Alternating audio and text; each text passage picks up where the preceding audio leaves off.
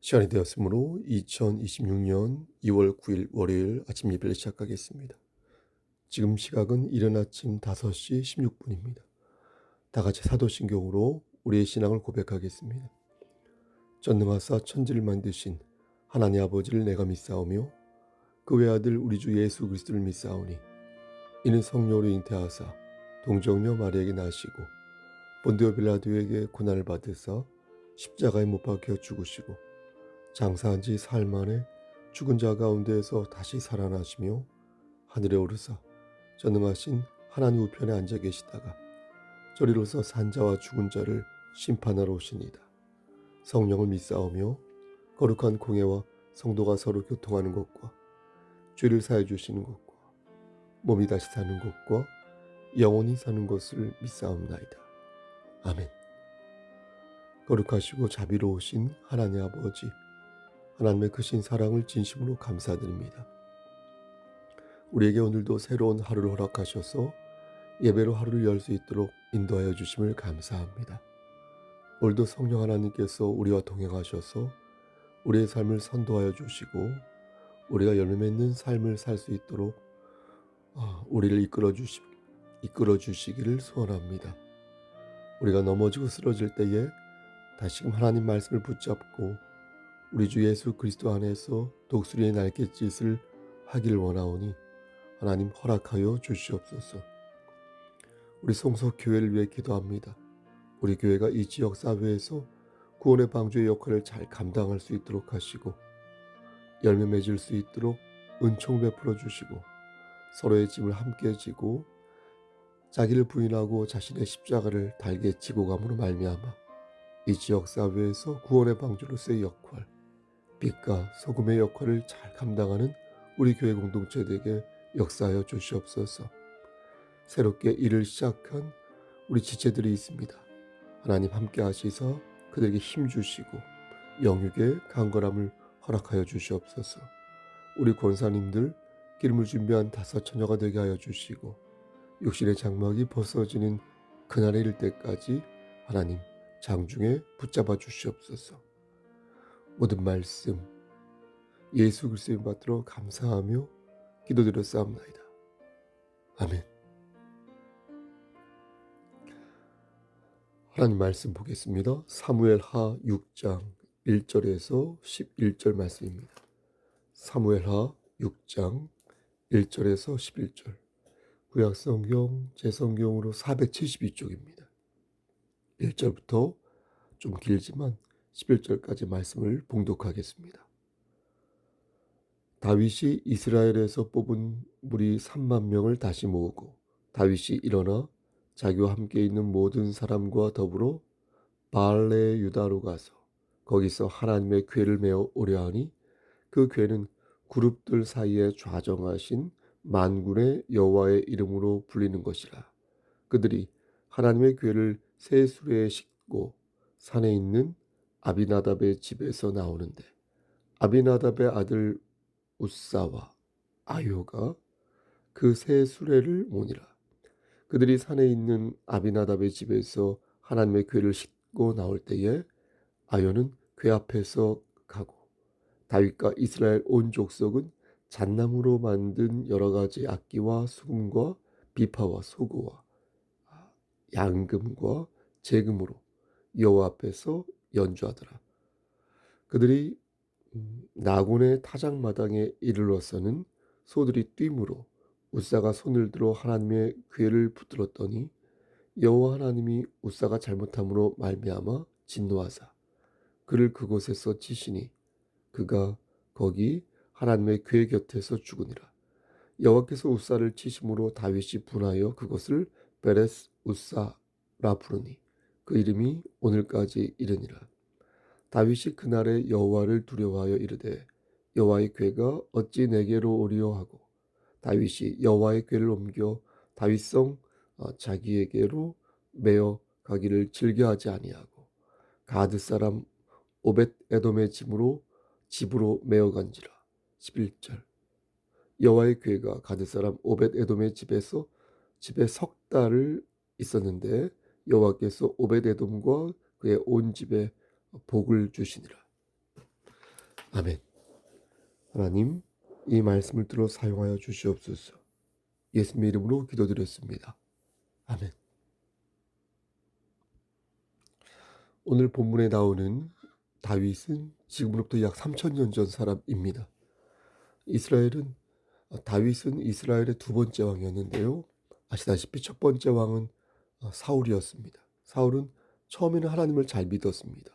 하지만 갈수록 하나님의 말씀을 거역하더니 결국 블레셋과의 전쟁에서 그의 아들과 함께 죽게 됩니다. 그리고 다윗이 이스라엘의 두 번째 왕이 되는데요. 다윗은 왕이 된 이후로 내심 언약궤에 대한 그 앙금을 가지고 있었습니다. 사울이 블레셋과의 전쟁을 벌일 때 언약궤를 빼앗기게 되는데 당시 사울 왕과 이스라엘 백성들은 언약궤를 전쟁터로 가지고 가면 전쟁에서 이길 수 있을 거라고 생각했습니다. 그런데 대패하면서 언약궤를 빼앗긴 것입니다. 다윗은 이 사실을 너무나 잘 알고 있었기에 백성들도 물론 잘 알고 있었고요. 하루빨리 언약궤를 찾아와야겠다라고 생각한 것입니다. 그러다가 다윗이 블레셋을 쳐서 이기게 되고 다행히 언약궤는 다윗성으로 옮겨집니다. 언약궤는 길이가 약 1.2m 정도 되었고 폭과 높이는 75cm 정도 되었습니다. 그리 크지 않죠? 그러니까 여러 사람이 그냥 멜 수 있는 정도의 크기였는데 다윗은 다른 방식으로 언약궤를 운반하고자 했습니다. 다윗은 전국적으로 뛰어난 군사 3만여 명을 뽑았습니다. 그리고 언약궤를 매는 게 아니라 수레에 올려놓고 서로 하여금 그것을 끌게 하였습니다. 근데 여러분, 왜 다윗이 그런 식으로 언약궤를 가지고 가려 했던 것일까요? 굳이 언약궤를 가지고 가는데 3만 명이나 동원할 이유가 있었을까요? 언약궤를 되찾은 것을 아마도 다윗은 이 국민적인 국가적인 축제로 만들고자 했던 것 같습니다. 길이 1.2m 정도 되고 높이 폭 75cm 정도 되는 것을 운반하는데 3만여 명의 힘이나 필요했을 리 없지 않습니까? 그러니까 다윗은 이 언약궤를 운반하는 데 목적이 있다기보다 그것을 백성들과 함께 즐기고 또 그 시간을 누리는데 어떤 영예를 누리는데 더 큰 초점을 맞춘 것 같습니다. 근데 문제는 하나님께서 그것을 원치 않으셨다는 것입니다. 정확히 말씀드리면 많은 사람이 기뻐하는 것을 원치 않으셨다는 게 아니라 운반 방식을 달거하지 않으셨습니다. 하나님께서는 일찍이 역대상 15장 2절 말씀에서 언약궤를 옮길 때 어떠한 것을 주의해야 하는지 말씀한 바 있습니다. 다윗이 이르되 레위 사람 외에는 하나님의 궤를 맬 수 없나니 이는 여호와께서 그들을 택하사 여호와의 궤를 메고 영원히 그를 섬기게 하셨습니다. 이렇게 말씀하셨거든요. 그러니까 언약궤는 반드시 어깨에 매야 한다. 그리고 또 그것을 매는 사람은 반드시 레위인으로 한정되어야 한다. 이렇게 말씀하신 것입니다. 근데 다윗은 레위인이 아닌 용맹스러운 군사 3만 명으로 그것을 감당하게 하였고 더욱이 메고 간 게 아니라 어떻게 했습니까? 수레에 싣고 가게 하였다는 것입니다. 이것은 분명 하나님께서 원하시는 방식이 아니었습니다. 그럼에도 다윗은 자기가 원하는 방식으로 하나님의 그 거룩하심을 표현하고자 했던 것입니다. 언뜻 생각해 보면 이런 하나님의 모습이 좀 까다로워 보이신다라는 생각이 듭니다. 좀 대충 넘어갈 수 있지 않을까. 좋은 게 좋은 건데 정해놓은 방법이 있다고 해서 꼭 그렇게까지 할 필요가 있을까? 그 방법이 아니라고 해서 그렇게까지 역정을 내실 일인가 싶습니다. 하지만 사실 하나님께서 보신 것은요, 형식이 아니라 다윗의 마음이었습니다. 만약 다윗이 하나님의 거룩하심을 중하게 생각했다면 그런 과정과 절차에도 신중함을 보였을 것입니다. 굳이 그렇게 할 필요가 없는 것 아니겠습니까? 우리가 하나님께 예배를 드릴 때 일정한 형식과 절차가 있지 않습니까? 또 예배 드릴 때 우리가 정숙하지 않습니까? 그것은 우리의 경건한 마음을 잘 드러내기 위한 하나의 방법 아니겠습니까? 만약 본질이 중요하다고 하면서 예배 시간에 "내가 마음을 하나님을 향하고 있어." 이렇게 말하면서 핸드폰을 사용하면 되겠습니까? "마음은 하나님을 향하고 있어."라고 말하면서 다리를 꼬고 있거나, 아주 특별한 경우는 예외겠지만, 또 마음은 하나님을 향하고 있다고 말하면서 맨발에 슬리퍼를 질질 끌고 와서 예배를 드린다든가, 물론 특별한 경우는 또 예외이겠지만, 마음은 하나님을 향하고 있다고 말하면서 중간중간 옆에 사람과 잡담하면, 여러분 그게 정말 마음이 하나님을 향한다고 말할 수 있을까요? 본질과 현상은 함께 가는 것이지 따로 떼어서 생각할 수 있는 게 아닙니다. 다윗이 자기 마음대로 3만 명을 뽑고 자기 마음대로 수레에 언약궤를 옮겼다는 것은 이미 그가 사람들의 시선을 무지의시하고 무지의식하고 겉보기에 치중하였다는 것입니다. 그리고 거기에서 자기가 어떤 영예를 누리고 싶었던 것입니다. 그의 마음에 일정 부분 교만함과 자고함이 차올랐다는 증거이기에, 그 부분에서 다윗은 하나님의 거룩하심을 바르게 받들지 못한 것입니다. 그래서 그것은 이스라엘이라는 국가 입장에서도 큰 패착이었던 것입니다. 패착. 그런데 역시나 기이한 일이 벌어졌습니다. 6절 말씀 보니까 소들이 타작마당을 지나갈 때 갑자기 뛰기 시작한 것입니다. 소들이 뛴다는 말은 소들이 마구 뛰어다닌다는 말이 아니라 무언가를 밟아서 순간 절뚝거렸다는 것입니다. 그래서 언약궤를 실었던 수레가 한쪽으로 기우뚱해졌겠죠. 이때 우사라는 사람이 재빠르게 언약궤를 붙드는데 그만 그 자리에서 즉사하고 만 것입니다. 여러분 얼마나 많은 사람들이 놀랐겠습니까? 다윗도 그 자리에서 놀랐을 것입니다. 그리고 3만여 명을 뽑았다고 하니까 그것을 지켜보는 사람들은 더 많았겠죠. 더 많은 사람들이 운집해 있었을 텐데 우사가 죽은 모습을 보고 또 죽었다고 말하는 그 얘기가 입에서 입으로 전달되면서 그 자리는 축제의장에서 아수라장이 되었을 것입니다. 그렇다면 우사는 왜 죽은 것일까요? 7절 말씀을 보면 그 이유가 명확하게 나오는데요. 여호와 하나님이 우사가 잘못함으로 말미암아 진노하사 그를 그곳에서 치시니라고 말씀합니다. 그러니까 우사가 죽은 이유는 하나님의 진노를 받았기 때문이라는 것입니다. 다시 말해서 하나님께서 우사를 치신 것입니다. 여러분 우리는 이 말씀을 어떻게 이해해야 할까요? 우사는 분명 순수한 동기로 혹은 무목적성에 의한 생리적 반사 현상으로 언약궤를 붙들려 하였을 것입니다. 물건이 떨어지면 자동 반사로 물건을 찾게 되어 있지 않습니까? 그것은 문제없는 행동이며 어떤 면에서 정상적인 행동입니다. 그런데도 그는 여호와 하나님의 진노로 죽고 말았습니다. 다시 말씀드리지만 우사가 죽은 이유는 언약궤를 만졌기 때문입니다. 그럼 우사는 어떻게 해야 했을까요? 우사는 언약궤가 떨어지도록 그대로 두어야 했습니다. 여러분 왜 그렇습니까? 우사는 분명히 알고 있었기 때문입니다. 하나님께서 언약궤를 만지지 말라고 분명히 명령하신 것을 우사는 알고 있었기 때문입니다. 그러니까 그는 정신 바짝 차렸어야 됐어요.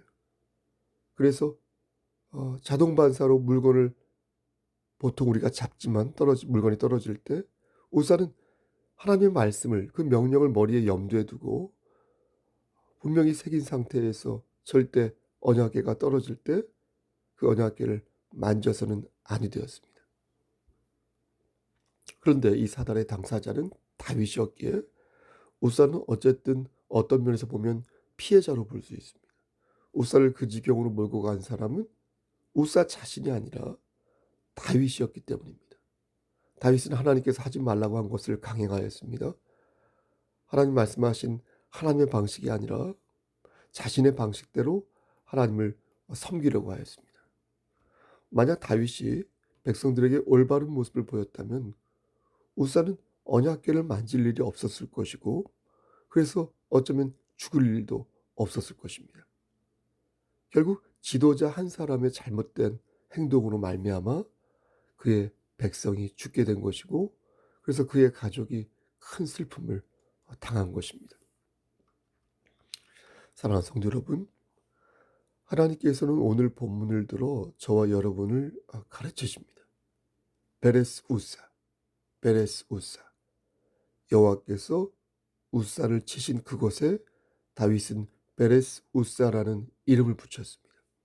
이 뜻은 우사를 부수어 버렸다는 뜻이거든요. 하나님께서 참남하게 부수어 버리셨다는 거예요. 박살내셨다는 거예요. 박살내셨다. 다윗은 하나님을 올바른 마음으로 섬기지 않았습니다. 그는 자신의 방식대로 하나님의 거룩하심을 표현하였으며, 그것은 분명 하나님을 향한 합당한 모습이 아니었습니다. 그런데 하나님께서 다윗을 일깨우신 것입니다. 베레스 우사. 다윗이 박살날 수 있었는데 다윗에게 기회를 주시고 대신 우사를 박살내신 것입니다. 그리고 오늘 말씀으로 우리를 일깨우시는 것입니다. 너희는 진정 나의 거룩함을 표현하고 있는가? 너희가 부서지고 싶지 않다면, 너의 미래가 으깨어지기를 원치 않는다면 너희는 내가 한 말을 성심으로 받들라.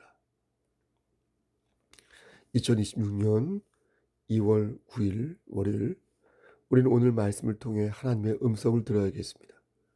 하나님의 거룩하심을 성심으로 받드는 최적의 방법인 이 예배를 통해 하나님의 음성을 들어야겠습니다.